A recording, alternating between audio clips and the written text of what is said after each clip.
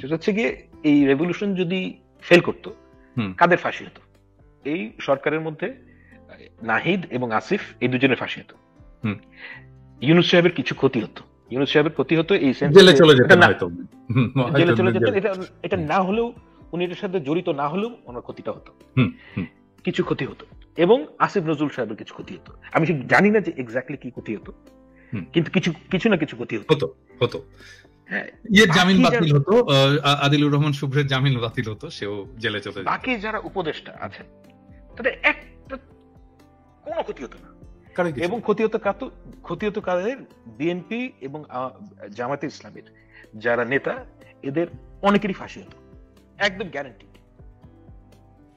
আমার মনে হয় আরো দুজনের বোধহয় ক্ষতি হতো, কারণ আমি পরবর্তীতে খেয়াল করে দেখলাম রেজওয়ানা, মানে যাকে আমি একটু বকাবকিও করি, রেজওয়ানা বেশ কিছু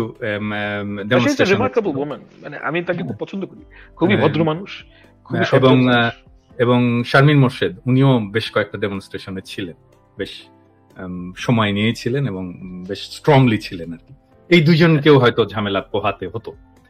এই যে যারা ছিলেন এর বাইরে, মানে যেহেতু আমি বলতে চাচ্ছি যে যেহেতু এনারা সেই অর্থে স্টেক হোল্ডার না, হ্যাঁ, সেহেতু তাদের পক্ষে খুব বোল্ড ডিসিশন নেওয়াটার যে ন্যায্যতা সেটা তৈরি করতে পারেন নাই। হ্যাঁ, কারণ এখন তো আমরা একটা এক্সট্রা কনস্টিটিউশনাল সময় পার করছি।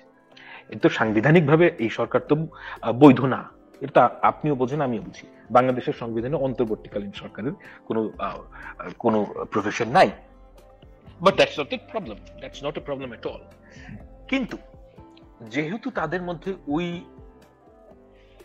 আমি এটাকে অবশ্যই বিপ্লব মনে করি না, আমি গণ অভ্যুত্থানই মনে করি, কিন্তু গণ অভ্যুত্থান হলেও যেই সমস্ত বোল্ড ডিসিশন নেওয়া দরকার সেটা তারা নিতে পারছেন না। নানাবিধ কারণ আছে, যে এই 17 জন কিন্তু ইন্ডিভিজুয়ালস, আপনি যাদের কথা বলছেন তারা একসাথে আগে কখনোই কাজ করেননি। কিন্তু এটা যদি একটা পলিটিক্যাল গভর্নমেন্ট হতো, তারা কিন্তু সবাই কলিগস, মানে তারা সবাই আগের থেকে চেনেন, তাদের মধ্যে একটা কর্ম পরিকল্পনা থাকতো। এখানে কিন্তু ধরেন একটা কর্পোরেটে যখন আমরা জয়েন করি তখন তো কেউ কাউকে চিনি না, তাই না?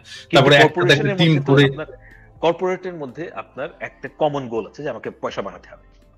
গভর্নমেন্ট অর্গানাইজেশন ঠিক উল্টা কাজটা করে, গভর্নমেন্টের কাজ হচ্ছে কি পয়সা স্পেন্ড করা। এখন এখানে নানাবিধ দুটো জিনিস, মানে যদি এটা পলিটিক্যাল গভর্নমেন্ট হতো সেটা হচ্ছে যে আমি পয়সা স্পেন্ড করব, আমি পপুলার থাকবো, হ্যাঁ, আমি নেক্সট ইলেকশনে জিতবো, হ্যাঁ, এগুলো তো সরকারের, ওটা সরকারের। কিন্তু এখন তো আমি বলছি যে ওই অর্থে সরকার এখন নাই, যেহেতু এটা পলিটিক্যাল গভর্নমেন্ট না। ঠিক আছে, এখন যে গভর্নমেন্টটা আছে সেই গভর্নমেন্টের জন্য বোল্ড ডিসিশন নেওয়া সম্ভব না। সেজন্য আমি মনে করি যে আমরা যারা অ্যাক্টিভিস্ট আছি, যারা বাংলাদেশের যারা পলিটিক্যাল ফোর্সেস আছে, তাদের সবার এই গভর্নমেন্টকে হেল্প করা উচিত। মানে বিকজ এই গভর্নমেন্ট যদি ফেল করে, আমাদের মানে অ্যাক্টিভিস্টরা কিভাবে হেল্প করতে পারে, মানে কিভাবে হেল্প আগে চাইতে হবে, তাই না? তারপরে না হেল্প জায়গা তো নাই হেল্প করার। আপনার ভাই, যাদের আপনার যদি কোনো ভাইয়ের একটা পা না থাকে, সে কি কোনদিন আপনার কাছে হেল্প চায়? সে হেল্প চায় না তাকে, কিন্তু আপনি তাকে হেল্প করেন যেহেতু আপনি অবস্থাটা জানেন, এবং এই যে তাকে যে হেল্প করেন এটার কারণ হচ্ছে কি আপনি তাকে ফিল করেন যে I need to provide this help.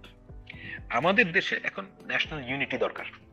National unity দরকার এই কারণে যে আপনি বিএনপি জামাত সবাইকে গালিগালাজ যা ইচ্ছা আমরা সবাই করতে পারবো, লেট মানে normal politics come back. Normal পলিটিক্সে আমরা যখন নর্মাল সিটে যাব, তখন গণতান্ত্রিক সরকারকে আপনি যে ইচ্ছে গালি দিবেন, এগুলো সব ঠিক আছে, আমি ব্যক্তিগতভাবে মনে করি, যে কারণ ওইটা তাদেরকে চেক এন্ড ব্যালেন্সের মধ্যে রাখে।